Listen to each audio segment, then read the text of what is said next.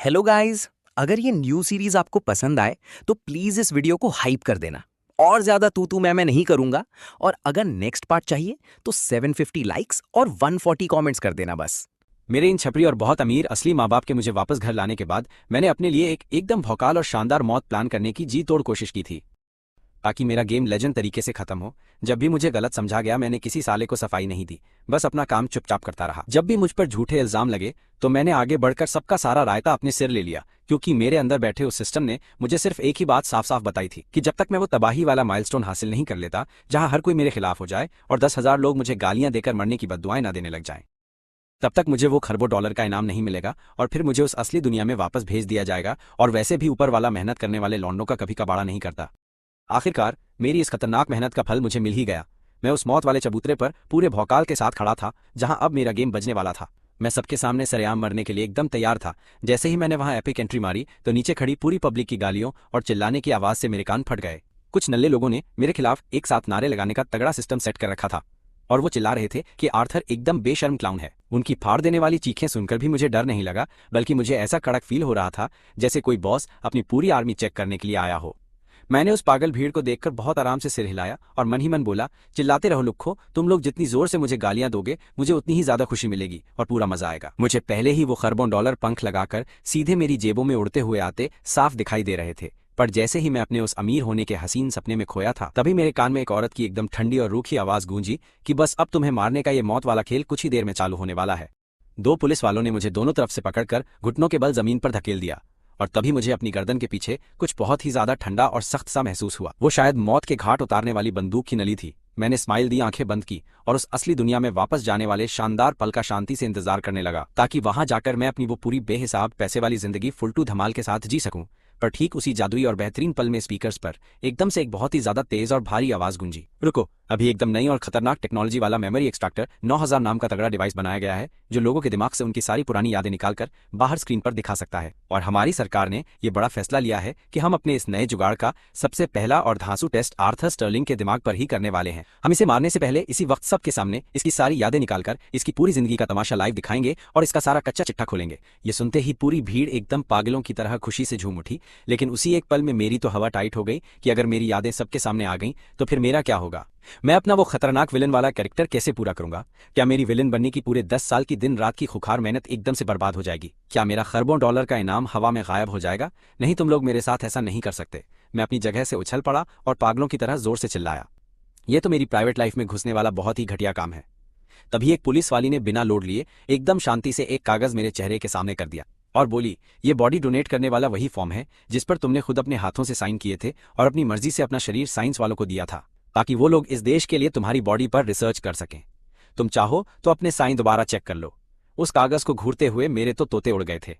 मैं शुरू से ही अपने देश से बहुत प्यार करने वाला एक ओजी बंदा था और मैंने सोचा था कि मरने से पहले अपने देश के लिए एक आखिरी अच्छा काम करके चला जाऊंगा। जब मैंने साइन किए मुझे लगा कि मैं मरने के बाद बॉडी दे रहा हूं, लेकिन मुझे क्या पता था छोटे अक्षरों में जिंदा रहते ही मेरा कटने वाला है। मैं सांस लेते हुए ही अपना शरीर दान कर रहा हूं। मेरी तो खटिया खड़ी हो गई थी, क्योंकि मेरे मरने का लाइव तमाशा दुनिया के सारे ही नेटवर्क्स पर चल रहा था। इसका सीधा सा मतलब यही था कि अगर उन्होंने मेरी यादें निकाल ली तो मेरी जिंदगी के वो सारे छिपे राज और कांड इस पूरी दुनिया के सामने लाइव टीवी पर आ जाएंगे। अब मैं क्या करूं? खुद को मार लेना तो बिल्कुल आउट ऑफ सिलेबस था, क्योंकि मेरे सिस्टम ने मुझे एकदम टाइट वार्निंग ही दे रखी थी कि अगर मैंने ऐसा कुछ किया तो मेरा गेम ओवर हो जाएगा। खुद को मारने का मतलब था मिशन फेल, और अगर मैंने वो किया तो मैं सच में हमेशा के लिए मर जाऊंगा। सिस्टम में अंदर अंदर पागलों की तरह चीखने लगा था। एकदम बेबसी और खौफ में मैंने उसे आवाज दी। बहुत देर के भयंकर सन्नाटे के बाद उस सिस्टम की एक अजीब सी आवाज मेरे दिमाग में गूंजी और वो मुझे जवाब देने लगा। मुझे ऐसे आवाज लगाने का कोई फायदा नहीं, क्योंकि मुझे खुद भी कुछ पल्ले नहीं पड़ रहा कि अब क्या रायता फैला है। उस ढक्कन सिस्टम का ऐसा बेकार जवाब सुनकर मेरी पूरी उम्मीद ही टूट गई। मैं पूरी तरह से हार मान चुका था। ऊपर वीआईपी स्टैंड्स में बैठे लोग मेरी डरी हुई हालत देखकर मजे ले रहे थे और मुझ पर ठंडी घटिया स्माइल पास कर रहे थे। कभी नहीं सोचा था इस खूंखार राक्षस को शर्म नाम की चीज पता होगी। मुझे लगा था इस फट्टू के पास दिल ही नहीं है। स्पैरो नाम के एक नल्ले ने तंज कसते हुए कहा, अगले जन्म में बचकर रहना और ऐसे नीच घटिया काम भूल कर भी मत करना। एक दूसरे चिरकुट ने भी मेरा मजाक उड़ाया। मेरी अपनी सगी बड़ी बहन विवियन स्टर्लिंग ने भी नफरत से अपना मुंह ऐसे बना लिया था जैसे उसे मुझसे गंदी घिन आ रही हो। लाइव स्ट्रीम चैट में पब्लिक एकदम भसड़ मचा रही थी। सब लिख रहे थे, ये इसी लायक है, इसने इतने सारे गंदे दो कौड़ी के काम किए हैं, अब जाकर इसे सरेआम बेइज्जत होने का स्वाद मिलेगा। मैं शर्त लगाता हूं इस लुखे के पास और भी कई काले राज होंगे जिनके बारे में हमें कुछ पता भी नहीं है। पॉपकॉर्न खाते हुए ये स्ट्रीम देखने में एकदम कतई जहर वाला मजा आ रहा है। देखते हैं कि ये मेरे आइडल के साथ झूठे प्यार का नाटक करने की क्या सफाई देता है, या इसने हमारे सीधे साधे डेविड को कैसे फंसाया। सच में बुरे कर्मों का फल यही मिलता है। इस अनाउंसमेंट के बाद तो उस स्ट्रीम पर एक अलग ही तबाही मच गई थी। देखने वालों की भीड़ 10 मिलियन से उछलकर सीधा 30 मिलियन के पार पहुंच गई। मैं वहां पुतले की तरह एकदम सुन्न और जमा हुआ खड़ा था, जब तक कि किसी ने मुझे एक कुर्सी से नहीं बांध दिया। उन लोगों ने मुझे मोटी और मजबूत बेल्टों से कसकर बांध दिया था और सिर पर एक चमकता हुआ लोहे का भारी सा हेलमेट बहुत जोर से ठोककर पहना दिया था। उसे पहनते ही अचानक एक हल्का सा बिजली का झटका सिर के अंदर दौड़ गया, जिससे मेरा पूरा शरीर बिना मेरी मर्जी के बुरी तरह कांपने और फड़कने लगा था। और फिर उस सामने लगी बहुत बड़ी वाली स्क्रीन पर एक धुंधली सी फोटो दिखने लगी। वो मेरी इस अजीब सी दुनिया में आने वाले उस सबसे पहले दिन की एक पुरानी याद थी। उस वक्त मेरी उम्र सिर्फ 15 साल की थी। मैं एक असली ओजी और घर का वो असली वारिस था जिसे वो बहुत ही अमीर स्टर्लिंग परिवार वाले अभी अभी गांव से वापस लेकर आए थे। उनका वो नकली और फर्जी बेटा डेविड स्टर्लिंग था, जो असल में इस घर में काम करने वाली पुरानी नौकरानी का सगा खून था, जिसे इन्होंने अपना बेटा बना रखा था। अपने खुद के बेटे को मजे वाली लग्जरी जिंदगी देने के लिए उस चालाक नौकरानी ने छुपके से हम बच्चों को बदल दिया था और डेविड को हवेली में रखकर मुझे बाहर फेंक दिया था, ताकि मैं गाँव में लावारिसों की तरह धक्के खाकर जिंदगी काटूं। लेकिन जब इतने सालों बाद इस बड़े सच का पर्दाफाश हुआ तो स्टर्लिंग परिवार ने क्या किया। उन्होंने उस नौकरानी को कोई सजा नहीं दी, बल्कि डेविड जैसे एक बहुत ही शानदार और अच्छे लड़के को पालने के लिए उसका बहुत शुक्रिया अदा किया और उसे अपने घर का एक अहम हिस्सा मान लिया था। और इनाम के तौर पर उसे $10 मिलियन का एक बहुत ही मोटा सा चेक पकड़ा दिया था। सिस्टम ने मुझे सबसे पहला मिशन यही दिया था कि मैं उस डेविड को सीढ़ियों से नीचे धक्का मार दूं। स्टर्लिंग परिवार की हवेली सच में बहुत ज्यादा बड़ी थी और जब से मैं वहां आया था तब से मेरी डेविड के साथ एक बार भी मुलाकात नहीं हुई थी। अपनी मिशन को पूरा करने के लिए मैं पिछले आधे घंटे से बड़ी सीढ़ियों के पास बिना काम के इधर उधर मटर गश्ती कर रहा था और बोर हो गया था। तो ये वो दिन था जब आर्थर ने डेविड को धक्का दिया था सीढ़ियों से नीचे। विविन ने स्टैंड से धीरे से बड़बड़ाते हुए ये बात कही थी और वो मुझे गुस्से में लगातार घूर रही थी। कुर्सी से बंधे हुए मुझे देखते हुए उसकी आंखों में नफरत साफ झलक रही थी। ये लड़का तो सच में अलग ही मिट्टी का बना है। भले ही डेविड इसका अपना असली भाई नहीं है, फिर भी वो उसके साथ मिलजुल कर क्यों नहीं रह सकता। मिसेज स्टर्लिंग ने गहरी सांस लेते हुए कहा, यह बचपन से पैदाइशी शैतान है। मैंने ऐसे नीच और घटिया बच्चे को जन्म ही कैसे दिया। वो स्टर्लिंग एकदम ठंडी आवाज में चिल्लाया। ये जानना नामुमकिन है, लेकिन ठीक उसी वक्त उस बड़ी स्क्रीन पर चल रहा वो तमाशा एकदम से बदल गया। 15 साल वाले मेरे उस पुराने रूप के ठीक पीछे से अचानक एक आवाज आई, तो तुम ही आर्थर हो। स्क्रीन पर मैंने पीछे मुड़कर देखा तो एक गोरा लड़का मुझे ऊपर से नीचे तक घूर रहा था। उसकी आंखों में बहुत घमंड था। ये पक्का इस कहानी का मेन हीरो डेविड था और उस नल्ले की नजर मुझे सच में बहुत ज्यादा इरिटेट कर रही थी। मैं बस अपने दिमाग में शांति से यही सोच रहा था कि बिना कोई भी असली चोट पहुंचाए इस ढक्कन को इन सीढ़ियों से नीचे की तरफ एकदम आराम से कैसे धक्का दे दूं।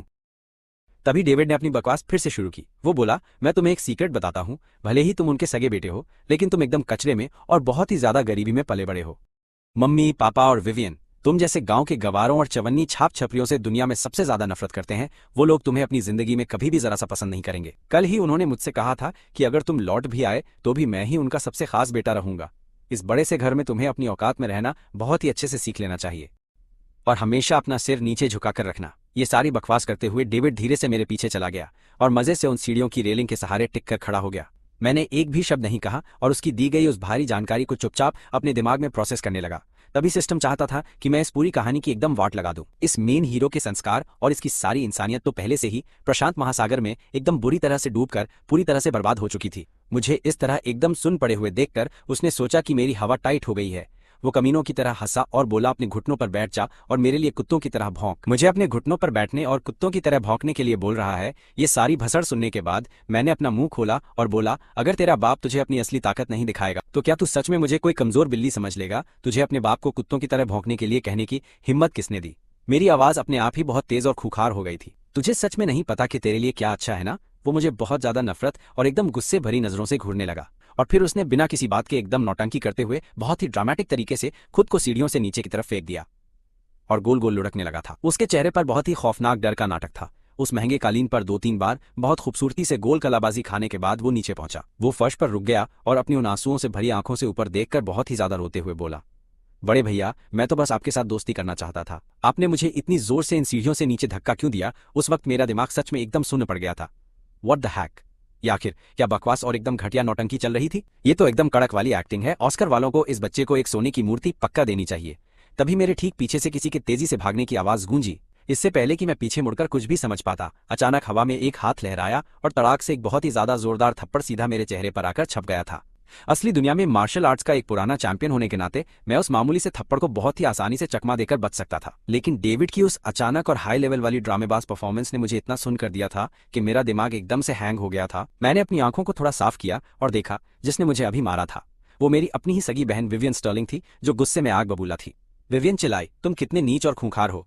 डेविड तो बस तुम्हारे साथ अच्छे से रहना चाहता था और तुमने उसे बेरहमी से उन सीढ़ियों से धक्का दे दिया। अगर मेरे उस प्यारे भाई को खरोंच भी आई तो मैं तुम्हें जिंदगी भर माफ नहीं करूंगी। वो भड़कते हुए बहुत जोर से चिल्लाई और पागलों की तरह सीढ़ियों से नीचे भागी ताकि वो अपने उस लाडले डेविड की चोटों को चेक कर सके। ये सारा तमाशा लाइव चलते हुए देखकर उस वीआईपी जगह पर बैठा वो पूरा स्टर्लिंग परिवार एकदम से बेचैन हो गया था। मिसेस स्टर्लिंग का मुंह तो एकदम हैरानी से खुला का खुला ही रह गया था। वो बोली, ये आखिर ये सब कुछ कैसे हो सकता है? क्या सबने ये नहीं कहा था कि ऑर्थर ने ही उसे धक्का दिया था? तो फिर डेविड ने खुद को गिराकर उसे झूठा क्यों फंसाया? मिस्टर स्टर्लिंग की आंखें भी इस धोखे को देखकर फटी रह गईं। ये तो एकदम नामुमकिन है, बिल्कुल ही नामुमकिन है। पर इन सब में जिस इंसान के सबसे ज्यादा तोते उड़े हुए थे वो विवियन ही थी। उसकी नजरों में उसका वो भाई इस पूरी दुनिया का सबसे ज्यादा प्यारा और एकदम ही मासूम सा फरिश्ता था। वो आखिर इतना ज्यादा घटिया और इतना नीच कांड भला कैसे कर सकता था? उसके लिए उस लड़के की छवि इतनी साफ थी कि वो पागलपन की हद तक अंधी थी। इसी वजह से उसने बिना सोचे उस पर इतना अंधा भरोसा कर लिया था और बिना एक पल भी लगाए अपने सगे भाई को जोरदार थप्पड़ जड़ दिया था। बस एक बहुत ही छोटे से पल के लिए उसके उस पत्थर वाले दिल में थोड़ा सा पछतावा और दुख पैदा हुआ था। मैं इतनी अंधी कैसे हो सकती हूँ? मैंने ऑर्थर को थप्पड़ मारने से पहले उससे उस पूरे कांड का सच क्यों नहीं पूछा? लेकिन उसका वो पछतावा बहुत ही जल्दी छूमंतर हो गया। बाद में मैंने जो भयानक कांड किए थे उसके सामने वो थप्पड़ तो बस एक बहुत ही छोटे से प्यार भरे थपकी जैसा था। और वैसे भी वो हमेशा से एक बहुत ही अच्छा और प्यारा बच्चा रहा है। शायद मेरे वहां अचानक से पहुंचने की वजह से उसे उस वक्त के लिए एक पैनिक अटैक आ गया होगा और उसे मुझसे खतरा महसूस हुआ होगा। लाइव चैट में लोगों की एकदम खोपड़ी सटक चुकी थी। लोग बोले, रुको, क्या मेरी आंखें ठीक हैं? ऑर्थर ने तो उसे धक्का ही नहीं दिया, उसने खुद को सीढ़ियों से नीचे फेंककर उसे झूठा फंसाया है। माय गुडनेस, मैं तो उस कमीने के उस एकदम मासूम से चेहरे को देखकर सच में पूरी तरह अंधी हो चुकी थी। मुझे यकीन नहीं हो रहा कि वो एक जहरीला सांप है और उसकी उस बहन का दिमाग तो दही हो गया है। क्या उसने अपने सगे भाई को थप्पड़ मारने से पहले एक सवाल तक नहीं पूछा? क्या वो दिमागी तौर पर एकदम ठीक है? लोग बोले, शांत हो जाओ, ऑर्थर अभी भी हमारा मेन विलेन ही है। हमें तो खुश होना चाहिए कि किसी ने उसे अच्छे से कूट दिया। सही कहा ना? उसने ऊपर जाते हुए उन सारे कमेंट्स को देखा और शर्म से उसका सिर अपने आप ही बहुत नीचे झुक गया था। स्क्रीन पर वो पुराना वीडियो लगातार अभी भी चल ही रहा था। मैंने अपने सूजे हुए लाल गाल को छुआ और उस बंदी को बहुत गुस्से से घूरा। अगर तेरे इस प्यारे से लाडले भाई को सच में कोई तगड़ी चोट लग जाती तो क्या मुझे तेरा नया और लाडला भाई बनने का कोई मौका मिलता? वो बोली, तू सिर्फ एक छपरी गवार है। क्या तेरी औकात भी है कि तू मेरा सगा भाई बन सके? मेरा इस दुनिया में सिर्फ एक ही भाई है और वो डेविड है। वो उसे उठाते हुए चलाई। डेविड ने कहा, कोई बात नहीं दीदी, सब एकदम ठीक। मुझे यकीन है कि उन्होंने जानबूझकर ऐसा नहीं किया। चलिए हम उन्हें माफ कर देते हैं। उसने बेचारा बनने का एकदम सबसे तगड़ा कार्ड खेलते हुए ये बात कही। मैं बस उसे एकदम ठंडी और खूंखार नजरों से घूरता रहा। वो मुझे इस परिवार से पूरी तरह से एकदम अलग करना चाहता था। खेल के मैदान की ऐसी घटिया और दो कौड़ी की सस्ती चाल किसी बच्चे को बेवकूफ बना सकती है। लेकिन मैं कौन हूँ? मैं एक बहुत ही धांसू और प्रोफेशनल विलन हूँ जिसे पूरी कहानी पता है। मुझसे बड़ा शातिर कोई नहीं। यही सोचते हुए मैं बहुत ही आराम से सीढ़ियों से नीचे उतरा। तूने कहा ना कि मैंने तुझे धक्का दिया है, तो अगर मैं ऐसा ना करूं तो ये मेरे लिए बहुत ही बड़ी बेइज्जती होगी। वरना तू मुझ पर सच में ये एकदम झूठा और फालतू इल्जाम लगा रहा होगा। सही कहा ना? मैंने जैसे ही मेरे मुंह से ये बहुत ही ज्यादा खूंखार और खतरनाक शब्द बाहर निकले, मैंने तुरंत डेविड की छाती पर एक बहुत ही जोरदार स्पार्टन लात जड़ दी। उसे ऐसा महसूस हुआ जैसे किसी ने उसकी पसलियों पर किसी बहुत बड़े और भारी हथौड़े से जोर का वार किया हो। वो हवा में पीछे की तरफ उड़ता हुआ गया और फर्श पर बहुत बुरी तरह से जा गिरा। उसका तो पूरा सिस्टम हैंग हो गया। उसने सपने में भी नहीं सोचा था कि मैं उस बकवास और एकदम घिसी पिटी स्क्रिप्ट को भूल जाऊंगा। वैसे तो जिसे फंसाया जाता है वो हमेशा पागलों की तरह अपनी बहन के सामने बस खुद को सही साबित करने की पूरी कोशिश करता है। भैंस की आंख, ये मुझे ऐसे लात क्यों मार रहा है? वो हड़बड़ी में उठने लगा और बोला, बड़े भैया आप क्या कर रहे हैं? मैं बोला, भैया गया भाड़ में।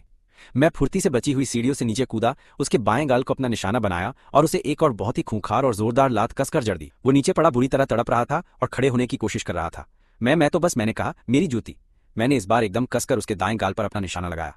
तड़ाक! वो कमीना दर्द से बुरी तरह तड़प रहा था। उसका चेहरा बहुत ही तेजी से सूजकर एकदम गुब्बारे जैसा हो गया।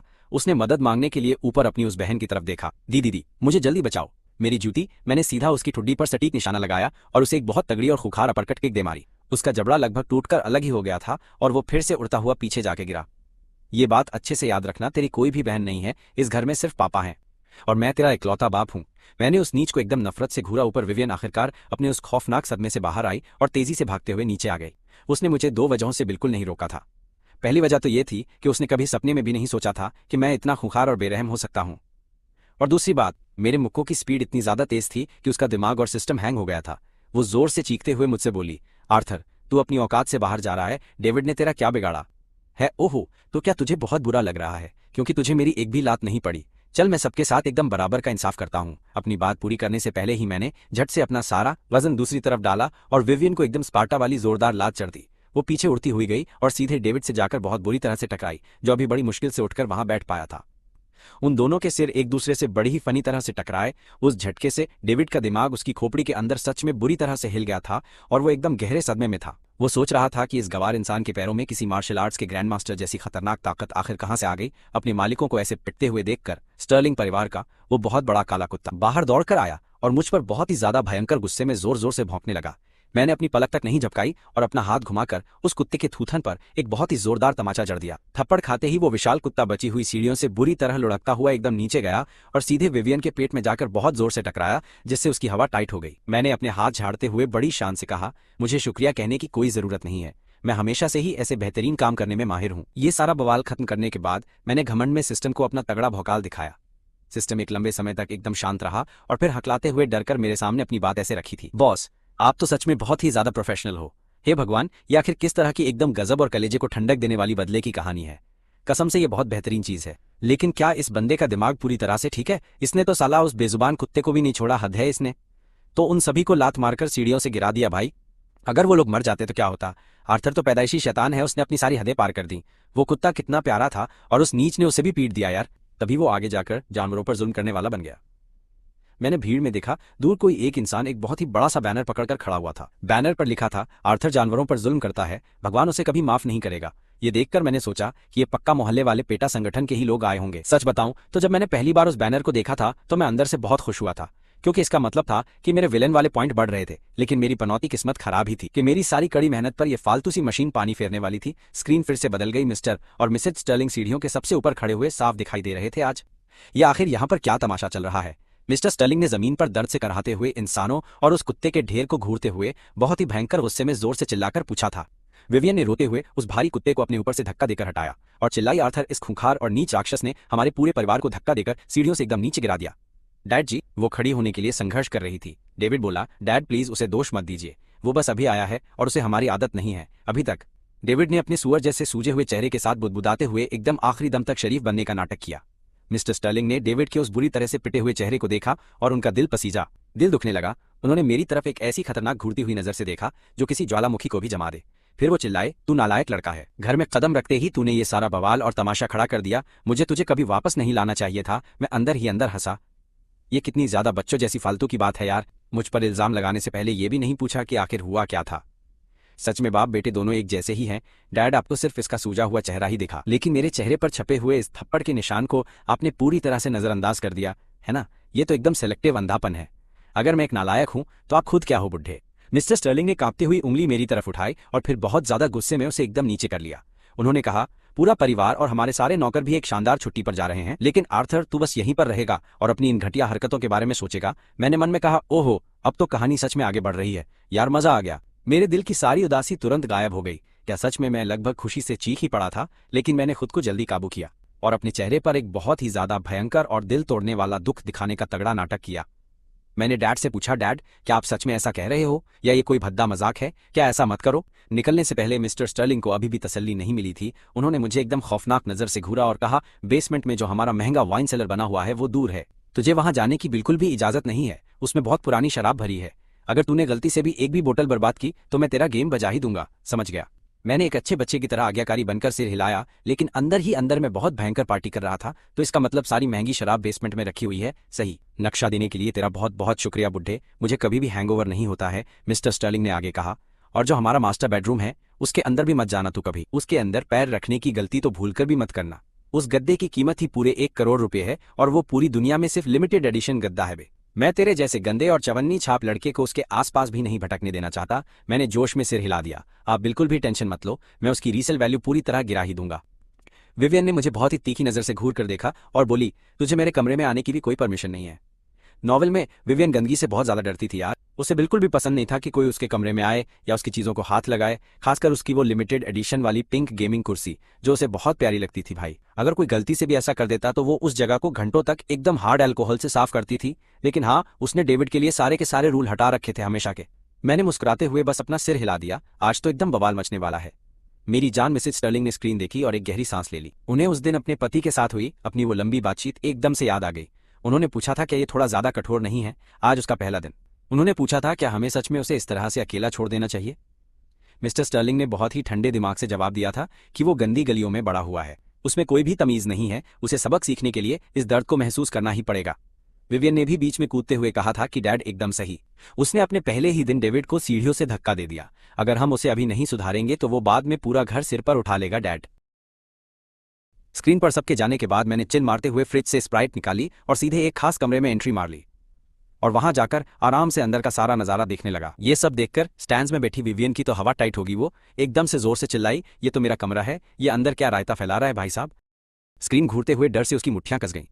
उसे इतनी खतरनाक जर्मोफोबिया थी कि किसी को अपने इलाके में घुसता देख ही उसका सिस्टम हैंग होने लगता था और घबराहट होने लगती। मैंने धक्के से दरवाजा खोला और अंदर का नजारा देखकर मेरी तो आंखें ही फट गईं। पूरा कमरा एकदम भयंकर पिंक कलर से रंगा हुआ था जो आंखों में चुभ रहा था। दीवारें, गद्दे, गेमिंग चेयर और डेस्क सब कुछ गुलाबी था, बिल्कुल वैसा ही जैसा किताब में लिखा था। कतई निब्बा निब्बी वाली वाइब आ रही थी यहाँ तो। बाहर से हमेशा डायन जैसी शक्ल बनाने वाली उस लड़की का अंदर से ऐसा जादुई परियों वाला शौक होगा, ये बात किसी ने सपने में भी नहीं सोची थी भाई। लाइव स्ट्रीम की चैट में तो अलग ही बवाल मच गया। पब्लिक पागल होकर लिख रही थी, क्या ये सच में उसी खड़ूस का कमरा है, बहुत गुलाबी है। किसी को क्या पता था कि वो गुस्से वाली दीदी छुप छुप कर बारबी डॉल बनी बैठी है। उधर स्टैंड्स में उसका तो मारे शर्म के एकदम कचरा ही हो गया था वहां। उसने ये राज दुनिया से छुपा कर रखा था, पर अब सब जान गए थे। वो मन ही मन मुझे भयंकर गालियां देते हुए कोस रही थी साले। वो सोच रही थी मैं अब क्या कांड करने वाला हूं। तभी स्क्रीन पर मैंने उसकी महंगी वाली गेमिंग चेयर को खींचा और पूरे भौकाल के साथ धड़ाम से सीधा उस पर बैठकर मौज लेने लगा। थोड़ी ही देर में उस कमरे में गेमिंग की धांसू सराउंड साउंड गूंजने लगी। जब गेम में तगड़ी भसड़ मची तो गलती से मेरा हाथ लगा और स्प्राइट की वो कैन सीधा धड़ाम से नीचे गिर गई। वो चिपचिपा सोडा उसके उस एकदम रेयर और महंगे वाले मैकेनिकल कीबोर्ड पर बुरी तरह फैल गया और कीबोर्ड का पूरा सत्यानाश हो गया, एकदम से कचरा बन गया। ये सब देखकर उसने गुस्से में अपने दांत इतनी जोर से पीसे कि बस टूटने ही वाले थे, क्योंकि वो कीबोर्ड उसने बहुत पापड़ बेलकर खरीदा था, एकदम एक नंबर लिमिटेड चीज थी वो। लोग कमेंट्स में लिख रहे थे कि ये एकदम राक्षस है, पर एक बंदे ने लिखा, भाई गेम प्ले देखा तुमने, एकदम गोट लेवल का खेल रहा है ये बंदा, क्या बात। एक दूसरे ने रिप्लाई किया, वो मुद्दा नहीं है, इस लुक्खे ने बिना पूछे किसी के कमरे में घुसकर सारा सामान तहस नहस कर दिया। एकदम 2 कौड़ी का काम किया है इस घटिया ने। गेम में कुछ नूब्स को बुरी तरह पेलने के बाद मुझे एकदम कड़क फील हो रहा था। फिर मैंने आराम से एक गंदा कपड़ा उठाया और उस कीबोर्ड को पोंछने लग गया। मैंने सोचा स्प्राइट तो वैसे भी पानी जैसी होती है, उस पोपट को पता भी नहीं चलेगा। फिर मैंने पीसी बंद किया, अंगड़ाई ली और वहां से बस बाहर निकलने ही वाला था कि एकदम से तभी पीछे से खुरचने जैसी कोई अजीब सी आवाज आई। पूरा घर खाली पड़ा था, तो फिर ये भूतिया आवाज आ कहां से रही थी। मेरा तो थोड़ा माथा ठनक गया। मैंने उस आवाज का पीछा किया और उसे देखकर चैन की सांस ली। पिंजरे में एक गोल मटोल सा हैमस्टर था। मुझे याद आया किताब में लिखा था कि उसे जानवरों से बहुत ही ज्यादा वाला प्यार है भाई, और उसने एक हैमस्टर पाल रखा है। मैं उसके पास गया, वो छोटा सा जानवर एकदम चिल था। मुझे अपने पास आता देखकर उसने अपनी छोटी सी नाक पिंजरे के दरवाजे पर रगड़नी शुरू कर दी थी। मैंने उसे देखकर बोला, छोटे नवाब क्या तुझे लगता है तू आज मेरे चंगुल से बच पाएगा। मैंने एक कार्टून वाले विलेन की तरह भयानक हंसी हंसते हुए वो छोटा सा पिंजरा एकदम से खोल दिया था और उस बालों के गोले को अपने हाथ में उठा लिया। उधर स्टैंड्स में ये देखकर उसकी आंखें डर से फटी रह गईं। वो जोर से चिल्लाई, लिटिल लव मेरे। वो उसका सबसे जिगरी और प्यारा पालतू जानवर था। कुछ टाइम बाद वो उसे मरा हुआ मिला था, एकदम बेरहमी से मारा गया था और खून में सना था वो। उसे कभी समझ नहीं आया कि मैं इतने प्यारे जानवर के साथ इतना नीच काम कैसे कर सकता हूँ। हालांकि उसने मुझे ऐसा करते नहीं देखा था, पर डेविड ने उसे पूरी कहानी बताई थी। उसने उसे वो खौफनाक मंजर एकदम डिटेल में सुनाया था और उसे यकीन था कि वो उससे झूठ नहीं बोलेगा। मेरा बेचारा लिटिल लव, ये सोचकर उसकी आंखों में आंसू आ गए थे। वहां बैठी पब्लिक का भी ये देखकर फ्यूज उड़ गया, खासकर उन जानवरों के हक वाले लोगों का जो बैनर पकड़कर खड़े थे कि मैं एक जानवरों का कातिल इंसान हूं भाई। लोग कह रहे थे ये काम माफी के लायक नहीं है। हे भगवान, ये उस बेजुबान के साथ क्या करने वाला है, मुझसे तो ये देखा ही नहीं जा रहा। एक ने बोला, इसने एक बार पूरे एनिमल शेल्टर में तबाही मचा दी थी, ये तो पक्का कुछ बहुत खूंखार करने वाला है। तभी स्क्रीन पर मेरे चेहरे पर एक खतरनाक शैतानी मुस्कान आ गई और मैं हंसने लगा। मैंने उस चूहे को उठाया और हवेली के अंदर बने हुए प्राइवेट कराओके रूम में ले गया। वहां जाके मैंने एकदम से सारे डिस्को लाइट्स और वो बड़े वाले खतरनाक स्पीकर्स फुल साउंड पे ऑन कर दिए थे। उसके बाद मैंने उस हैमस्टर को एक माइक की तरह कसकर अपने हाथ में पकड़ा और पूरे जोरों शोरों से ऊंचे सुर में गाना चिल्लाना शुरू किया। मेरी इस हरकत को देखकर पूरी लाइव स्ट्रीम की चैट पूरे 5 सेकंड के लिए एकदम सन्न रह गई। किसी ने पूछा, भाई क्या इस बंदे का दिमाग सेंटर में है? क्या इसके घरवालों ने इसे कभी किसी पागलों के डॉक्टर को नहीं दिखाया? एक जिंदा जानवर को कौन बेवकूफ कराओके के माइक की तरह इस्तेमाल करता है बे? क्या इसने एक बार भी उस हैमस्टर के बारे में सोचा? लगातार 5 कान फोड़ देने वाले पॉप गानों के बाद मेरे हाथ में दबा वो जानवर ऐसा लग रहा था जैसे जिंदगी से हार गया हो। उस भयानक आवाज के टॉर्चर को जब वो और बर्दाश्त नहीं कर पाया तो उसने झल्लाकर मेरी उंगली पर अपने दांतों से बहुत जोर का काट लिया था। दर्द के मारे मेरी चीख निकल गई और वहां से एकदम ताजा खून टपकने लगा। मैं वहीं सुन खड़ा रह गया। विवियन को यह शांति किसी खौफनाक तूफान के आने से पहले का सन्नाटा लग रही थी। उसने डर के मारे अपने नाखून अपनी हथेलियों में गड़ा लिए। वो सोच रही थी कि जो इंसान जीते जागते लोगों को सीढ़ियों से लात मार सकता है, वो भला एक चूहे को कैसे छोड़ेगा। जिसने उसे अभी काटा है वो तो उसका पक्का गेम बजा देगा, इसके आगे क्या होगा। ये सोचकर ही उसका पूरा बदन बुरी तरह से कांपने लग गया था। वहां जानवरों वाले बैनर पकड़े लोगों की भी सांसें अटक गईं। दो लड़कियां तो रो रही थीं। तभी स्क्रीन पर मैं वापस उस लड़की के कमरे की तरफ जाने लगा, आराम से, और मैंने उस हैमस्टर को बहुत ही प्यार से वापस उसके पिंजरे में रख दिया। फिर मैंने अपनी खून बहती हुई उंगली पर किसी तरह से एक बैंड-एड चिपका ली थी उस टाइम। तभी मेरी नज़र उस हैमस्टर के खाने वाले बर्तन पर पड़ी जो एकदम खाली था। वो लोग इतनी भसड़ में घर से निकले थे कि वो इसे खाना देना ही भूल गई थी, पागल सी लड़की। तो मैंने उसके सारे दराजों की तलाशी ली और वहां से महंगे वाले बीजों का पैकेट निकाला और उस छोटे से बर्तन को एकदम ऊपर तक फुल कर दिया था। मैंने धीरे से बड़बड़ाते हुए कहा, ले भाई, खिला दिया तुझे, अब मुझे दोबारा मत काटना, समझे। तभी मुझे वो बड़ा सा काले रंग का कुत्ता याद आया। क्या उसे खाना मिला होगा? ये चेक करने के लिए मैं सीधा नीचे चला गया। जैसे ही उस काले कुत्ते ने मुझे देखा वो एकदम पागलों की तरह मुझ पर भौंकने लगा था वहां, और मुझे उसका रत्ती भर भी खौफ नहीं था। और मैं सीधा उसके पास जाने लगा। मुझे बिना डरे अपनी तरफ आता देख उस कुत्ते का सारा एटीट्यूड निकल गया था। उसने तुरंत अपनी पूंछ अंदर दबाई और एक शरीफ बच्चे की तरह नीचे लेटकर धीरे धीरे रोने लगा। मैंने जाकर उसकी मशीन चेक की तो वो भी एकदम खाली पड़ी हुई थी वहां। मैं मन ही मन बड़बड़ाया, साला ये अमीर लोग भी ना बस अपना बोरिया बिस्तर गोल किया और निकल लिए। इन्हें अपने जानवरों की कोई परवाह ही नहीं है। मैंने किचन में काफी ढूंढा, तब मुझे वो मिल गया। वो कुत्ते के खाने का एक बहुत बड़ा सा पैकेट था। मैंने कहा, ठीक है, हमारी पिछली लड़ाई को यहीं खत्म करते हैं। मैं तुझे खाना दे रहा हूं तो अब मुझ पर भौंकना बंद कर, डील पक्की। मैंने कुत्ते को घूरते हुए उसका खाना बर्तन में डाल दिया। ऐसा लगा जैसे वो कुत्ता मेरी बात पूरी तरह समझ गया हो और उसने पूंछ हिलानी शुरू की। वो अपनी पूंछ इतनी जोर से हिला रहा था कि उसका पूरा शरीर ही हिल रहा था। स्टैंड्स में बैठकर ये सब देखते हुए उसका दिमाग एकदम दही हो गया था। उसे कुछ समझ नहीं आ रहा। आर्थर तो एक खून का प्यासा पागल इंसान था। फिर ये सब क्या है? मेरे लिटिल लव को तो इसी ने मारा था, ये पक्का है, मुझे पता है। डेविड ने खुद अपने मुंह से मुझे ये बात बताई थी। रुको, क्या डेविड ने मुझसे झूठ बोला था? नहीं, ये तो नामुमकिन है। डेविड तो एक फरिश्ता है मेरे लिए। सीढ़ियों पर बस वो घबरा गया था, पर वो इस बात पर कभी झूठ नहीं बोलेगा। मिसेज स्टर्लिंग ने उसकी तरफ घूमकर हैरानी से पूछा था तभी, क्या तुमने नहीं कहा था कि इसने तुम्हारे हैमस्टर को मारा है? क्या तुमने नहीं कहा था कि ये जानवरों पर जुल्म करता है? क्या कोई गलतफहमी हुई है? मिस्टर स्टर्लिंग ने ठंडी सांस लेते बोला। डेविड ने यह सब अपनी आंखों से देखा था। ये झूठ कैसे हो सकता है? हमने डेविड को पाला है, हम उसके चरित्र को अच्छे से जानते हैं। मिसेज स्टर्लिंग के दिल में गुस्से की एक आग सी भड़क उठी। तो क्या हुआ? अगर हमने उसे पाला है, आर्थर मेरा अपना सगा खून है, जरा उसकी तरफ देखो, वो क्या कर रहा है। उसे उस जानवर ने काटा, पर फिर भी उसने उसे खाना खिलाया। इसका मतलब आर्थर पहले एक बहुत ही अच्छा लड़का हुआ करता था। आखिर बाद में ऐसा क्या हुआ कि वो बुरा बन गया? स्क्रीन पर उस कुत्ते के साथ थोड़ी देर टाइम पास करने के बाद मैं उठा और सीधे बेसमेंट की सीढ़ियों की तरफ जाने लगा। जैसे कुछ ढूंढ रहा हूं वहां मिसेज स्टर्लिंग को किसी अनहोनी का डर सताने लगा। वो घबरा कर बोली, रुको, अब ये कहाँ जा रहा है? और मैंने भी उनकी उम्मीदों पर बिल्कुल पानी नहीं फेरा। अगले ही सेकंड मैंने उस वाइन सेलर के भारी ओक वाले दरवाजे को धक्का देकर पूरी तरह खोल दिया। लो भाई, शुरू हो गया कांड। अब मैं सीधा वाइन सेलर में हूँ। मैंने सुना था कि स्टर्लिंग परिवार का सेलर पूरे शहर में सबसे कड़क है। अब अपनी आंखें सेंकने का टाइम आ गया है। मेरा प्लान क्या है? क्या मैं यहाँ रखी हर एक चीज को पूरी तरह तोड़ूंगा? मुझे उस दरवाजे को खोलते हुए देखकर उस बुढ़े स्टर्लिंग का तो दिल ही बैठ गया। वो एकदम विंटेज वाइन थी जिसे उसने कई दशकों से बहुत संभाल कर जमा किया हुआ था। वो खुद भी उसका एक घूंट बहुत ही कम पीता था। भले ही वो कभी कभार उस सेलर को चेक करता था, पर वहां इतनी सारी बोतलें थीं कि उसे कभी भी पक्का पता नहीं चला था कि मैंने अंदर रखी किसी भी चीज को छुआ है या नहीं। उसने मन ही मन प्रार्थना की, लेकिन अगले ही सेकंड उसकी सारी उम्मीदों की पूरी तरह से धज्जियां उड़ गई थीं। मैंने मजे से 20 साल पुरानी माओताई का ढक्कन खोला और फिर एक 82 की लाफेट निकाली और उसका भी पूरा सिस्टम हैंग कर दिया था। फिर मैंने ब्रिटेन की सबसे टॉप डिस्टिलरी से आई एक लिमिटेड एडिशन वाली बॉटल भी उठाई।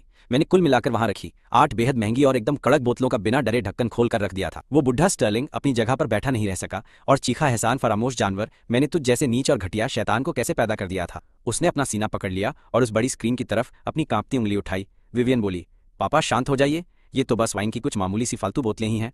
विवियन ने थोड़ी शर्मिंदगी के साथ उसे चुप कराने की पूरी कोशिश की। स्टर्लिंग चिल्लाया, बस कुछ बोतलें। उसने धीरे से अपना सिर घुमाया और उसे पागलों की तरह घूरने लगा था, जैसे वो पागल हो गया हो। वो बोला, क्या तुझे पता है कि वो क्या है? 82 की लाफेट, और वो जिसे मैंने उस स्पेनिश नीलामी में खरीदा था। पूरे $5 मिलियन देकर आर्थर, मैं तुझे आज जान से मार डालूंगा, तेरा गेम बजा दूंगा।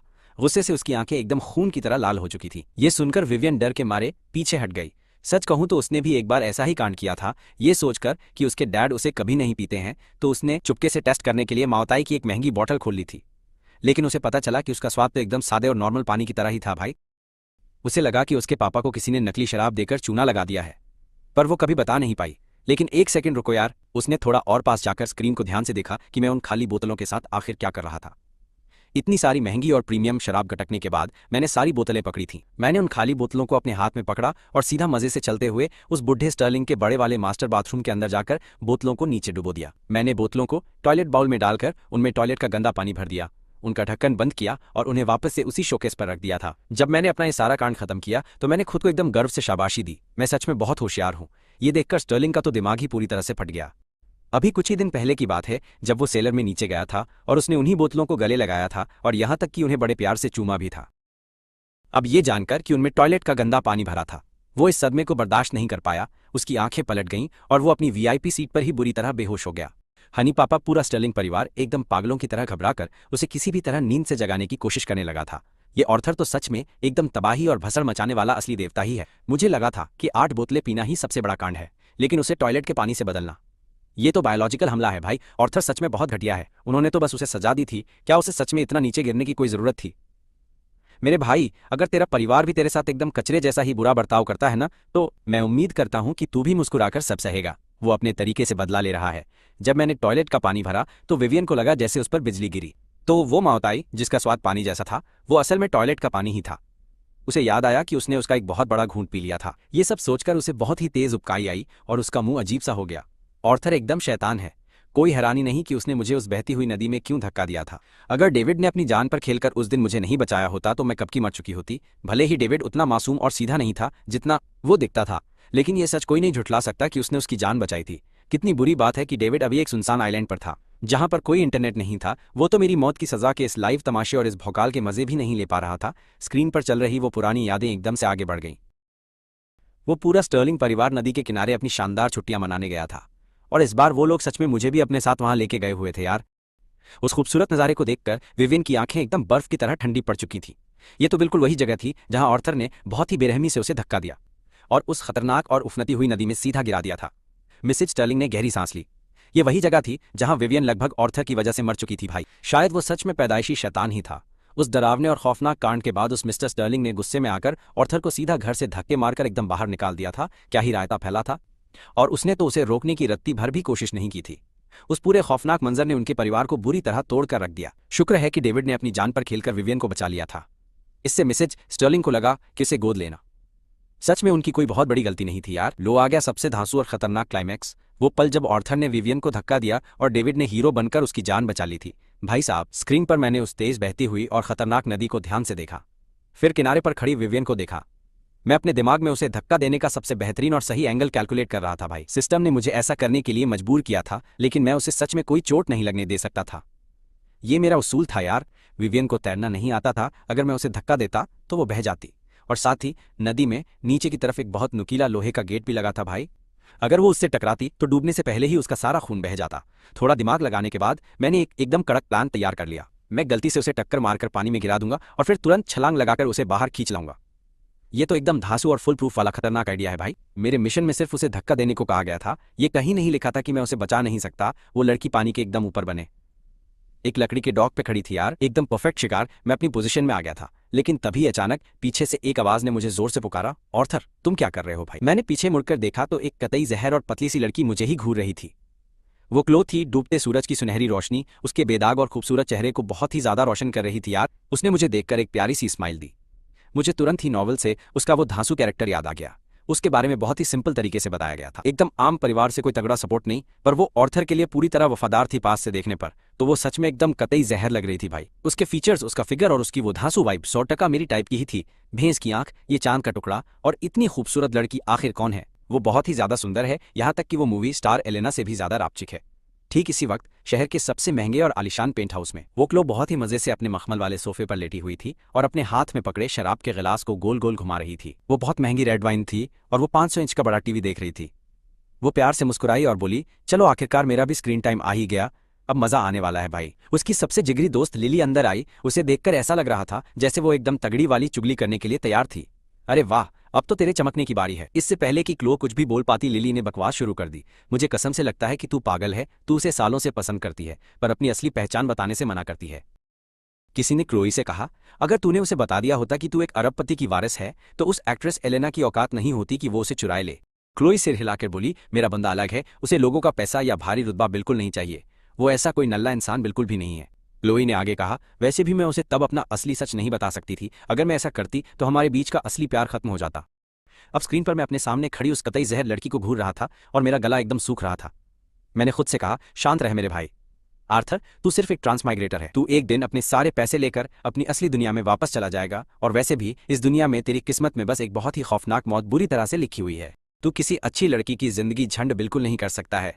ये सोचकर मैंने अपनी बात छोटी रखने का पूरा फैसला किया। मैंने उससे बस थोड़ी मीठी बातें की और उसे वहां से कल्टी मारने का इशारा किया ताकि मैं अपने विलन वाले सारे काम मजे से पूरे कर सकूं। लेकिन जैसे ही मैंने पीछे मुड़कर देखा तो सामने का खौफनाक नजारा देखकर मेरी तो सच में पूरी तरह हवा टाइट हो गई थी। डेविड ने अभी अभी विवियन को पीछे से बहुत जोर का धक्का देकर उस उफनती हुई खतरनाक नदी में फेंक दिया था, और ये बड़ा कांड उसने पूरी तरह से 100% अपनी मर्जी से जानबूझकर किया था। पानी का बहाव एकदम जानलेवा था और पलक झपकते ही विवियन उस नदी में बुरी तरह से बह गई। मिस्टर और मिसेज स्टर्लिंग उस समय वहां पर आसपास बिल्कुल भी नहीं थे। मैं डेविड की तरफ भागा और चिल्ला के बोला, क्या तेरा फ्यूज उड़ गया है बे? वो तेरी बहन है, तूने ऐसा घटिया काम क्यों किया? वो बोला, मैंने क्या किया है? मैंने तो कुछ भी नहीं किया है। मैंने कहा, क्या तूने उसे धक्का नहीं दिया? डेविड ने एक नीच मुस्कान दी और बोला, भले ही डैड मुझे ज्यादा प्यार करते हैं, पर मैं उनका असली खून नहीं हूं। सिर्फ और सिर्फ जब विवियन मरेगी, और वो भी तुम्हारे हाथों से, तभी स्टर्लिंग परिवार की ये पूरी दौलत हमेशा के लिए मेरी हो जाएगी मेरे भाई। उस एक पल में डेविड का असली और डरावना चेहरा सबके सामने पूरी तरह से नंगा हो गया था। वीआईपी स्टैंड में बैठे स्टर्लिंग परिवार के वो तीनों के तीनों लोग ये देखकर एकदम असली पत्थर की मूर्तियों में बदल गए थे। ये सब आखिर कैसे हो सकता है? विवियन की तो डर के मारे पूरी तरह से सिटी पिट्टी गुम हो गई थी भाई साहब। डेविड एक पूरा शैतान है। मैंने उससे इतना ज्यादा प्यार किया और उसने मेरी ही जान लेने की कोशिश की। मिसेस स्टर्लिंग का शौक टूटा और उसकी जगह एक बहुत ही खतरनाक गुस्से ने ले ली। सालों तक उसने डेविड को अपने सगे खून की तरह पाला और उस छपरी के लिए अपने ही असली बेटे से सारे के सारे रिश्ते नाते तक पूरी तरह से हमेशा के लिए तोड़ दिए थे। और इस तरह उस नालायक ने उसका ये कर्ज चुकाया। उसने उसकी बेटी को मारने की कोशिश की। डेविड, तू सच में एक बहुत बड़ा राक्षस है। उसका सीना गुस्से से बुरी तरह धड़क रहा था। वो उसे अपने हाथों से फाड़ डालना चाहती थी, लेकिन उस खौफनाक गुस्से के तुरंत बाद उसके अंदर पछतावे की एक बहुत बड़ी और भयानक लहर बुरी तरह से दौड़ गई थी। उसे हमेशा यही लगता था कि मैंने ही विवियन को धक्का दिया था, और तब से उसने मुझे हमेशा कचरे के डिब्बे जैसा ही समझा हुआ था। उसे कभी भी ये समझ नहीं आया कि मैं पूरी तरह से निर्दोष था और मैंने चुपचाप सब सहा था। वो तो सोच भी नहीं सकती थी कि मैं उन बुरे और खतरनाक काले दिनों में कैसे जिया। अगर मेरी जगह वो होती तो उसने अपना सब कुछ खत्म कर लिया होता। आर्थर, मुझे माफ कर दे। मॉम बहुत ही शर्मिंदा है बेटा।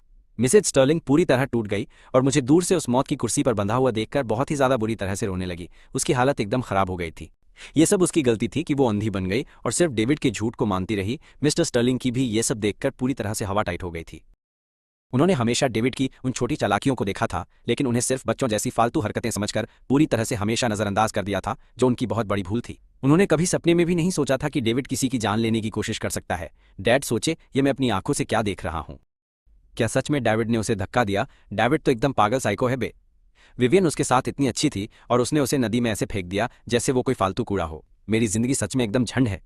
मेरे चारों तरफ एक नकली भाई और पूरी तरह से ढक्कन परिवार भरा हुआ है मेरे भाई लोग। अगर मेरी जगह कोई और होता तो वो बहुत पहले ही तगड़ा सुपर विलेन बन जाता। खैर, स्क्रीन पर मेरे पास उस साइको से फालतू की बहस करने का बिल्कुल भी टाइम नहीं था यार। मैंने तुरंत उस ठंडी और बहुत खतरनाक नदी में छलांग लगा दी। मैं कोई बहुत बड़ा साधु संत बिल्कुल भी नहीं था, लेकिन मैं चुपचाप खड़े होकर किसी को ऐसे अपने सामने मरते हुए नहीं देख सकता था कभी। विवियन तो पहले ही बहकर काफी दूर जा चुकी थी। मैंने अपनी पूरी जान लगाकर उस जानलेवा बहाव से बहुत ही ज्यादा भयंकर तरीके से लड़ाई की थी। इससे पहले कि वो उस जंग लगी लोहे की जाली से टकराती, मैंने किसी तरह से उसे जोर से पकड़ लिया। उस समय वो पूरी तरह से बेहोश हो चुकी थी। अगर उस गंदे पानी में वो तेज धार वाला लोहा उसे चीर देता तो उसका गेम वहीं पर बच जाता। मैंने उसे अपनी बाहों में खींचा और फिर खुद को ढाल बना लिया। मैंने अपनी पीठ को उस जाली के सामने एक ढाल की तरह लगा दिया था। धड़ाम, वो टक्कर बहुत जोरदार थी और उस जंग लगे लोहे ने मेरे हाथ पर एक बहुत बड़ा गहरा घाव कर दिया था। उस जमे हुए ठंडे पानी में चटक लाल खून बहने लगा। मैं कसम खाकर कहता हूँ, पिछले जन्म में मैंने पक्का तेरे बहुत पैसे चुराए होंगे यार। मैं अपनी बाहों में बेहोश पड़ी विवियन पर आंखें घुमाते हुए गुस्से में बड़बड़ाया, लेकिन मैंने फिर भी उसे एकदम कसकर पकड़े रखा ताकि उसके शरीर पर गलती से भी एक भी खरोंच ना पाए। कभी मैं आखिरकार किसी तरह से उसे खींचकर उस नदी के किनारे तक ले आया। अपने खून से लथपथ हाथ को पूरी तरह से हमेशा की तरह नजरअंदाज करते हुए मैंने तुरंत उसे सीपीआर देना शुरू कर दिया। अगर मैंने फुर्ती नहीं दिखाई होती तो पक्का उसका टिकट कट जाता। 1 मिनट की भयंकर टेंशन के बाद उसने एकदम से जोर से खांसते हुए बहुत सारा पानी बाहर निकाला और धीरे से अपनी आंखें खोली। स्टैंड में विवियन एक लकड़ी की गुड़िया की तरह जम गई थी। उसे ये सब बिल्कुल भी असली नहीं लग रहा था। वो बोली, नहीं, ये असली नहीं है, ये पक्का कोई डरावना सपना होगा। मुझे डेविड ने बचाया था, आर्थर ने नहीं। आर्थर ने मुझे बिल्कुल भी नहीं बचाया था। उसने इस सच्चाई को झुठलाते हुए खुद से बड़बड़ाना शुरू किया। यही वो सबसे बड़ा कांड था जिसकी वजह से वो मुझसे इतनी भयंकर नफरत हमेशा किया करती थी यार। इसी वजह से उसने सालों तक आंखें बंद करके डेविड का साथ दिया था। अब उसकी पूरी दुनिया ताश के पत्तों की तरह बिखर रही थी। जिस इंसान से उसने सालों तक एकदम पागलों की तरह बहुत नफरत की थी, असल में वही उसका असली रखवाला था। और जिस इंसान को वो हमेशा अपना बहुत ही बड़ा हीरो और भगवान मानती आई थी, उसी इंसान ने उसकी जान लेने की कोशिश की थी। ये तो किस्मत का बहुत ही ज्यादा घटिया मजाक था। उसका दिमाग वापस उसी दिन की यादों में चला गया। वो पानी एकदम बर्फ जैसा ठंडा था। ये बात वो किसी और से बेहतर जानती थी। फिर भी मैंने अपने खुद के शरीर का इस्तेमाल करके उसे उस लोहे की जाली से पूरी तरह बचाया था। स्क्रीन पर मुझे खून में लथपथ देखकर जो पागलों की तरह उसे बचाने की पूरी कोशिश कर रहा था, उसके अंदर पछतावे की एक ऐसी बड़ी सुनामी आई जिसने उसे अंदर से पूरी तरह झकझोर कर रख दिया था। मैंने अपनी जान पर खेलकर उसे बचाया था, लेकिन उसने मुझे बदले में क्या दिया? वो न सिर्फ एक बड़ी बहन के तौर पर फेल हुई, बल्कि उसने मेरी जिंदगी एकदम नर्क बनाकर रख दी थी। कसम से आज भी मेरी फांसी के इस दिन वही वो बंदी थी जिसने शहर के उन टॉप के वकीलों को अपना बहुत सारा भारी पैसा खिलाकर उस केस में डेविड को बचाया और यह पक्का किया कि मुझे मौत की खौफनाक सजा ही मिले। वो आखिर किस तरह की बड़ी चुड़ैल थी यार। उस पल विवियन को लगा कि उसकी औकात ही नहीं है कि वो इंसानों के बीच सांस भी ले सके। मिसेज स्टर्लिंग भी वहां बहुत ही ज्यादा बुरी तरह से फूट फूट कर रो रही थी भाई साहब। सिर्फ इसी एक कांड की वजह से उसने दिल से मुझे अपना बेटा मानने से साफ इनकार कर दिया था। वो एक माँ के रूप में पूरी तरह से महाफ्लॉप और फेल हो चुकी थी। उसने मुझे बचपन में खो दिया, मुझे गरीबी में सड़ने दिया, और जब मैं वापस आया तो मुझे बहुत तड़पाया। मॉम रोते हुए बोली कि मैं तो बस मरने के ही लायक हूं। उसने अपना कांपता हुआ हाथ उठाया और खुद के ही चेहरे पर एक जोरदार थप्पड़ जड़ दिया। मिस्टर स्टर्लिंग ने अपने माथे पर बहुत ही गहरी सिलवटें डाल ली। डैड ने सोचा ठीक है, तो आर्थर में थोड़ी इंसानियत थी और उसने मेरी बेटी को बचाया, लेकिन फिर भी वो खुद को मुझे पसंद करने के लिए तैयार नहीं कर पाए थे यार, कसम से। और सबसे बड़ी बात तो ये थी कि मुझे उनके सबसे काले राज पता थे अब, क्योंकि मेरी यादें सबके सामने टीवी पर आ रही थीं। तो क्या इसका सीधा सा मतलब ये नहीं था कि डैड के सारे 2 नंबर के धंधे भी सबके सामने आएंगे? क्या मेरे कारनामे दुनिया के सामने खुलने वाले थे? मेरी हवा टाइट हो गई। मैं क्या करूं? वीडियो चलता रहा। जैसे ही विवियन ने आंखें खोली, डेविड दौड़कर आया और मुझे जोर से धक्का मारकर दूर गिरा दिया, और उसके पास घुटनों के बल ऐसे गिर गया जैसे सच में बहुत डरा हुआ हो। उसके चेहरे पर उस नौटंकीबाज ने एकदम असली भयंकर चिंता का बहुत ही तगड़ा झूठा मुखौटा पहन रखा था। बहन तुम जाग गई, मुझे लगा मैं तुम्हें कभी भी नहीं देख पाऊंगा। मुझे कीचड़ में धक्का दे दिया गया था। उस ठंडे पानी की वजह से मेरे होंठ पूरी तरह से एकदम नीले पड़ गए। मेरा पूरा शरीर बहुत ही ज्यादा भयंकर तरीके से कांप रहा था और मेरी शर्ट मेरे ही खून से पूरी तरह लथपथ हो चुकी थी। मैंने बहुत ज्यादा हैरानी से उसे देखा। ये पनौती इंसान आखिर ठंडे पानी में कब कूद गया? वो ऊपर से नीचे तक पूरी तरह भीगा हुआ था। उसे बचाने का सारा क्रेडिट खुद लेने के लिए उसने सच में खुद को कम गहरे पानी में फेंक दिया, ताकि वो एक एकदम झूठा सीन क्रिएट कर सके। उसके उस ऑस्कर जीतने वाले भयंकर रोने के नाटक को देखकर मैं सच में उससे बहुत इंप्रेस हो गया था। एक असली विलेन होने के नाते मैंने बड़ी ही शांति से अपनी हार मान ली थी। अगर मेरे पास भी उसकी तरह इतनी गजब की एक्टिंग वाली कला होती तो मैंने अपना मिशन सालों पहले ही मजे से पूरा कर लिया होता। क्या हुआ? वो लड़की जमीन पर क्यों है? ये लड़का इतना कैसे भीगा? मिस्टर और मिसेज स्टर्लिंग एकदम घबराए हुए जंगल से दौड़कर बाहर आए और उन दोनों के चारों तरफ मंडराने लगे। उस छपरी ने एक बहुत ही गजब के मास्टर क्लास वाले लेवल की परफॉर्मेंस सबको दिखा दी। वो थोड़ा हिचकिचाया, अपने होंठ चबाए, जैसे सच बोलने में बहुत संघर्ष कर रहा हो। कोई बात नहीं बेटा, हमें सब बता, हम सब यही हैं, बता आखिर वहां क्या कांड हुआ था? मिसेज स्टर्लिंग ने एकदम जोर देकर पूछा। वो ऐसे दिखा रहा था जैसे दुनिया का सारा दुख उसी के सिर पर हो। मैंने देखा आर्थर ने दीदी को पानी में एकदम जोर से धक्का दे दिया था यार। वो बहुत डरा, फिर उसने मुझे भी धक्का देने की कोशिश की। हम लड़े और मैंने उसे रोकने के लिए पानी में अपने साथ बुरी तरह खींच लिया था। वो गलती से कचरे पर गिरकर कट गया, पर जब हम गिरे मुझे सिर्फ दीदी की फिक्र थी। मैं उन्हें कुछ भी नहीं होने दे सकता, इसलिए मैं जितनी तेज तैर सकता था तैरा और उन्हें बाहर निकाल लिया। माँ पापा प्लीज उस पर गुस्सा मत होना। मुझे यकीन है कि वो बस एक बहुत ही भद्दा मजाक कर रहा था जो बहुत ही ज्यादा आगे बढ़ गया। लाइव चैट एकदम न्यूक्लियर बम की तरह बुरी तरह से फट पड़ी थी भैंस की आंख। ये तो एकदम सफेद झूठ बोल रहा है। क्या ये पोलो शर्ट वाला शैतान है? उसने पूरी सच्चाई को एकदम 180 डिग्री पलट दिया। अब इसके वो सारे अंधे चाहने वाले कहाँ छुप गए हैं? बाहर आओ और तुरंत माफी मांगो। तुम सब के सब एकदम नीच और 2 कौड़ी के इंसान हो। मिस्टर स्टर्लिंग गुस्से में जोर से दहाड़े और मेरी नाक पर उंगली रखकर बोले, हम तुम्हें झुग्गी से वापस लाए और तुम हमें इस घटिया काम से हमारा कर्ज चुका रहे हो, शर्म नहीं आती? विवियन तुम्हारी सगी खून की बहन है, वो गोद लिया हुआ हो सकता है, लेकिन वो तुम्हारा भाई है। तुम अंदर से इतने ज्यादा काले और बुरे कैसे हो सकते हो, बेनालायक? मिसेज स्टर्लिंग भी उस चिल्लाने वाले ड्रामे में शामिल हो गई और मुझे गंदी गंदी गालियां देने लगी। पापा माँ प्लीज उस पर ऐसे मत चिल्लाओ, वो तो बस हम दोनों के साथ मजे कर रहा था। वो बस थोड़ा खतरनाक खेलता है। उसने अपने झूठे आंसू पोंछते हुए रोने का नाटक किया। मजाक? ऐसा भद्दा मजाक आखिर कौन करता है? वो तो हमें एकदम जान से मारने की पूरी कोशिश कर रहा था ना। वो हमें मुर्दा देखना चाहता है। विवियन भूत की तरह पीली पड़ गई और कांपते हुए कमजोरी से रोने लगी। मैं बस वहां खड़ा कांपता रहा, खून बहता रहा और मेरे खुद के माँ बाप ने मुझे इग्नोर किया। मुझे सिर्फ अंधी और बिना किसी बात की नफरत मिल रही थी। तुम सबने मुझे अपनी आंखों से उसे अंदर धक्का देते हुए देखा था। मैंने ठंड से कांपती आवाज में पूछा। मुझे पता था कि उनका रिएक्शन क्या होने वाला है, लेकिन मैं खुद को पूछने से रोक नहीं पाया। अगर ये काम तुमने नहीं किया तो फिर किसने किया? क्या मैं खुद ही पानी में कूद गई थी क्या, बेवकूफ? विवियन ने गुस्से में अपने दांत बुरी तरह से पीस लिए। मिसेज स्टर्लिंग दौड़कर कार के पास गई और वहां से 2 बहुत ही गर्म कंबल जल्दी से निकाल कर ले आई। मेरी तो एकदम वाट लगी। उसने एक कंबल विवियन को उठाया और दूसरा उस छपरी को मैं एकदम सन था क्या? साइंस के हिसाब से ये मुमकिन है कि जिसने तुम्हें धक्का दिया वो कोई और था और जिसने तुम्हें बचाया वो बेचारा मैं खुद था। क्या दिमाग का दही, ये बस एक ख्याल था। भले ही तुमने हम दोनों को अंदर धक्का दे दिया, अगर तुम सच्चे दिल से माफी मांग लेते तो हम तुम्हें माफ कर देते। तो मुझे फंसाने की कोशिश क्यों कर रहे हो? वो नौटंकीबाज गिड़गिड़ाया और अपने उस बेचारे वाले नाटक को और भी ज्यादा तगड़ा कर दिया। मैंने बहस करने के लिए अपना मुंह खोला ही था कि अचानक से मेरे सिस्टम की घंटी बजी, टिंग, तुम्हारा काम पूरा हो गया है। 1 मिनट क्या सच में इतना आसान था? जब तक सबको लगता था कि मैंने किया है तो मिशन पूरा माना जाता था। मेरा मूड एकदम रॉकेट की तरह ऊपर उड़ गया। छोड़ो भाई, सफाई देने में बहुत आलस आ रहा है। वहां दूर खड़ी विवियन की भावनाएं एकदम रायता बनकर पूरी तरह से फैल चुकी थीं। क्या मैं सच में इतनी बड़ी बेवकूफ थी? मैंने किसी भी चीज की कोई जांच नहीं की। मैंने उसे अपनी बात समझाने का एक मौका तक नहीं दिया। उस बड़ी सी स्क्रीन पर मेरे उस खून से लथपथ और कांपते हुए शरीर को देखकर वो भारी पछतावे में डूब गई। पूरा का पूरा परिवार वहां मौजूद था, लेकिन किसी एक भी इंसान ने मुझसे ये नहीं पूछा कि मेरा खून क्यों बह रहा है। किसी ने मुझे पट्टी तक नहीं दी, किसी ने मुझे एक तौलिया तक पकड़ाने की जहमत नहीं उठाई।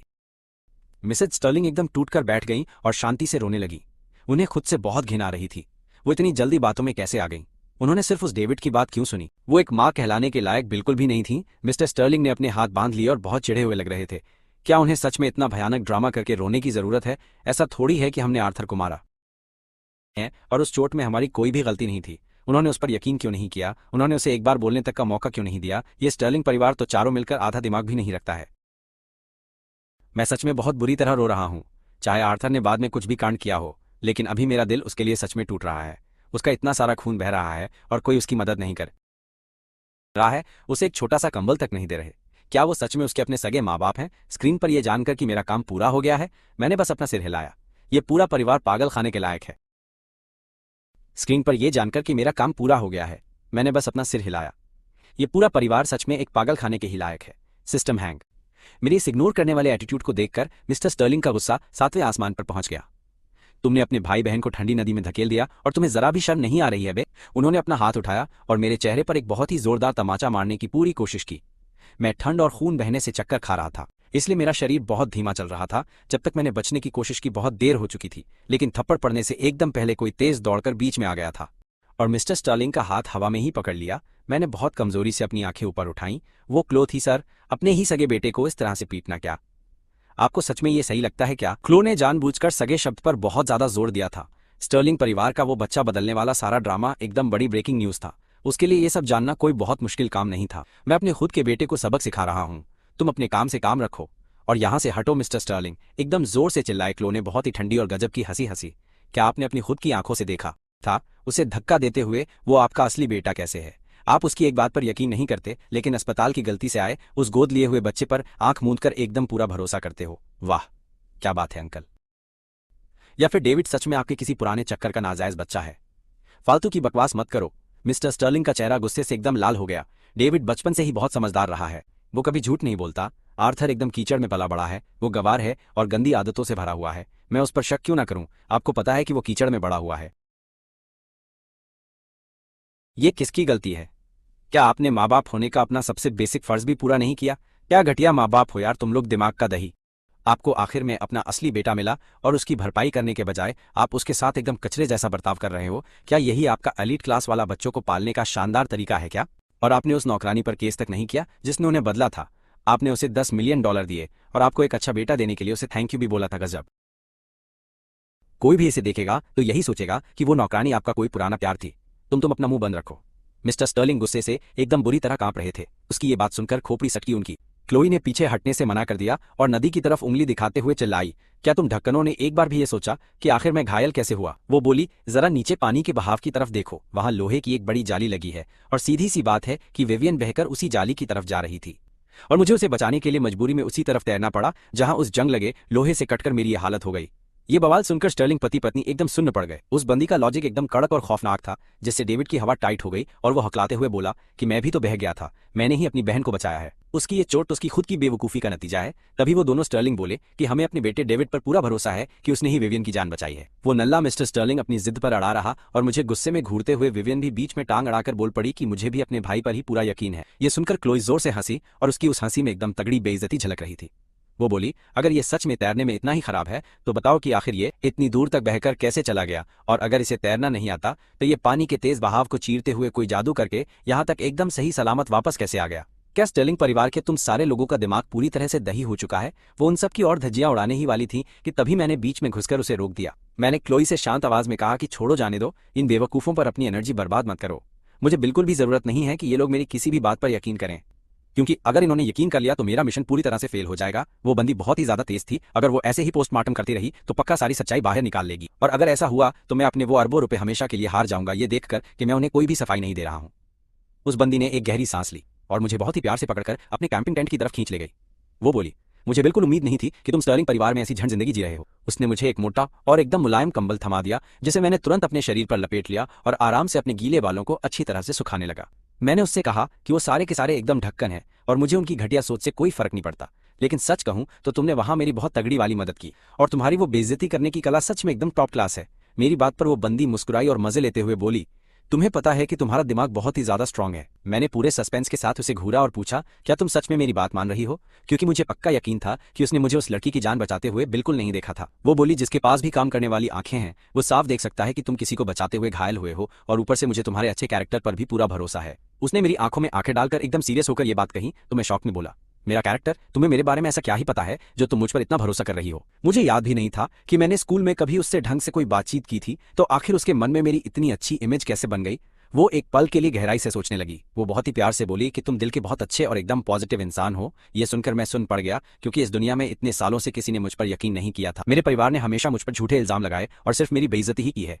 भले ही मैं ऊपर से बहुत सख्त लौंडा दिखता था, लेकिन फिर भी अंदर से मुझे बहुत ज्यादा बुरा लगता था। उनकी ये सारी बातें कभी कभी मुझे अंदर तक तोड़ देती थी, और ये मेरी जिंदगी का पहला मौका था जब किसी ने मुझ पर ऐसे आंख मूंद कर एकदम पक्का वाला भरोसा किया था। मेरा दिल एकदम गार्डन गार्डन हो गया और मुझे एक अजीब सी खुशी महसूस हुई। तभी क्लोई ने पता नहीं कहां से फर्स्ट एड किट निकाल ली, जिसमें सारा जरूरी सामान पहले से मौजूद था। वो बंदी बोली, इधर आओ, मैं तुम्हारे हाथ की गहरी चोट ठीक कर देती हूँ। मैं एक पल के लिए एकदम चुप रहा और फिर मैंने अपना वो खून से लथपथ हाथ उसके आगे कर दिया। वो बहुत ही प्यार और आराम से मेरा इलाज कर रही थी और हम दोनों एक दूसरे के बहुत करीब बैठे थे।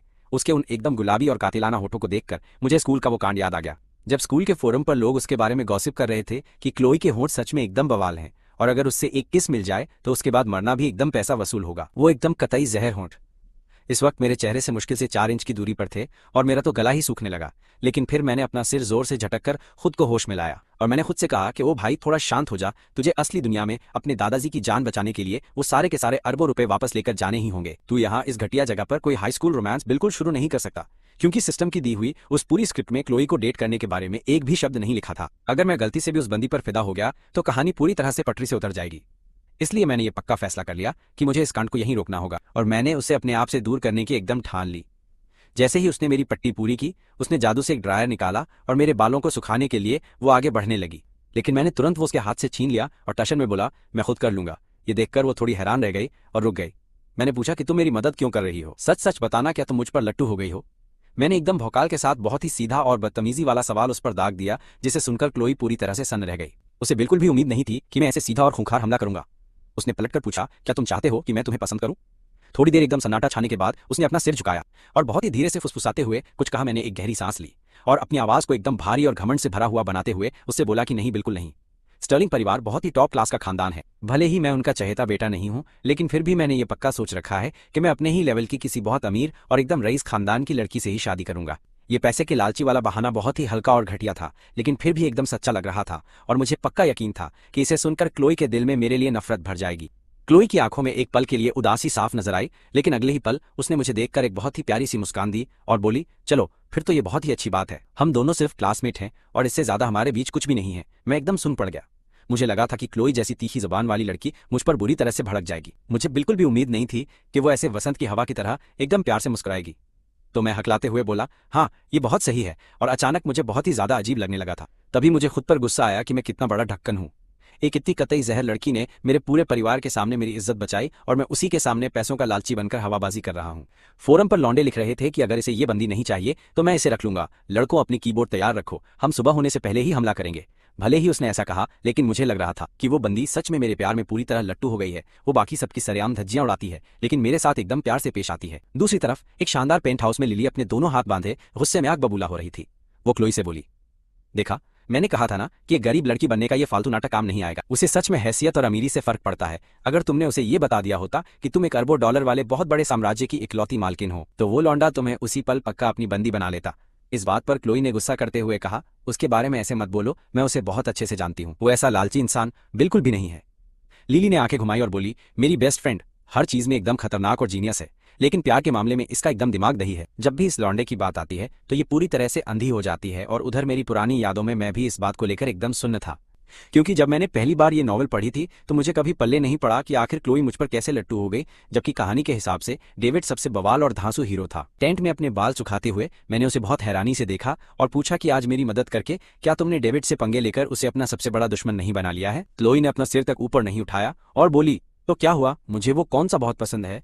ये सुनते ही मेरी तो एकदम हवा टाइट हो गई और मैंने कहा कि तुम डेविड को बिल्कुल पसंद नहीं करती हो, वो हमारे पूरे स्कूल का सबसे तगड़ा लौंडा है और लड़कियां उसके पीछे एकदम पागलों की तरह घूमती हैं। तो वो बोली सिर्फ इसलिए कि बाकी सबकी पसंद एकदम कचरा है, इसका मतलब ये नहीं कि मेरी भी होगी।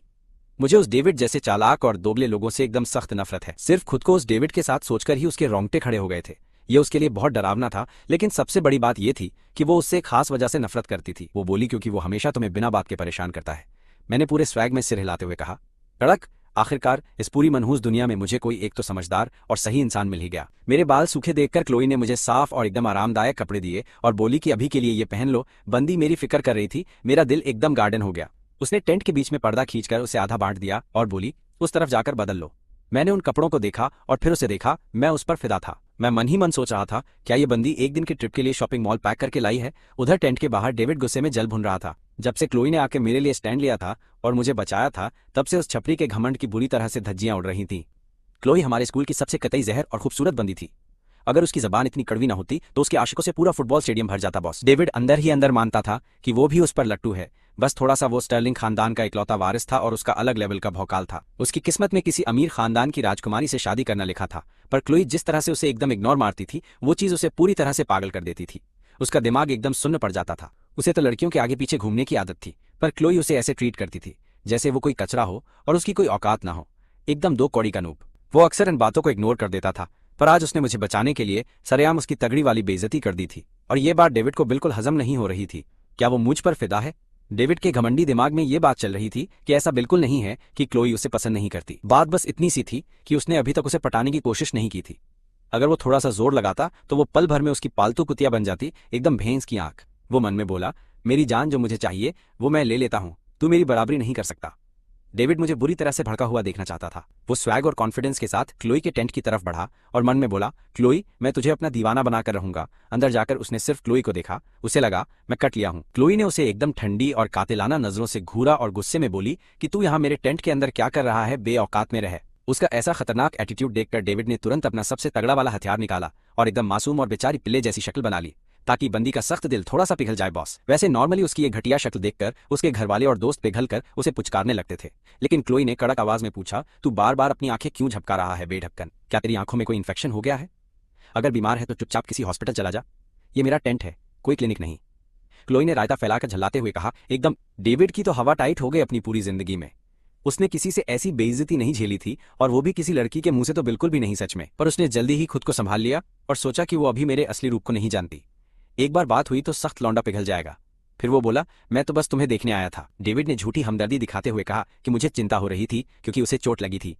बंदी बोली, तुझे पता था कि उसे चोट लगी है, पर तूने एक कंबल या पट्टी तक नहीं लाई। तू बस यहाँ खाली हाथ आ गया ताकि कोई बड़ा महात्मा बन सके। अगर तुझे ये सब फालतू का नाटक ही करना है तो कम से कम अपने सस्ते प्रॉप्स पर थोड़ा तो पैसा खर्च कर ले भाई। क्लोई ने बड़ी ही बेरहमी से उसके घटिया नाटक की धज्जियां उड़ा दी।